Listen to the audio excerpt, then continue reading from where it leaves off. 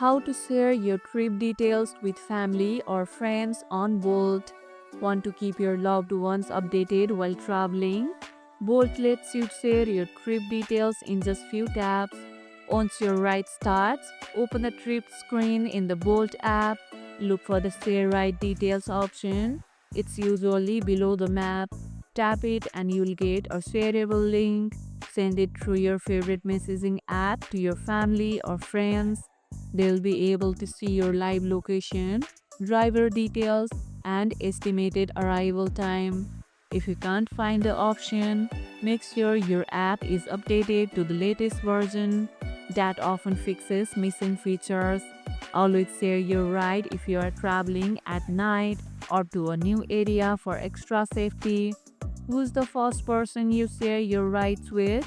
Let us know about it in the comments below. And that's how you can share your trip details with family or friends on Bolt. And if this video helped, hit the like button, share it, subscribe, and leave a comment. Thanks for watching, and I'll see you in the next one.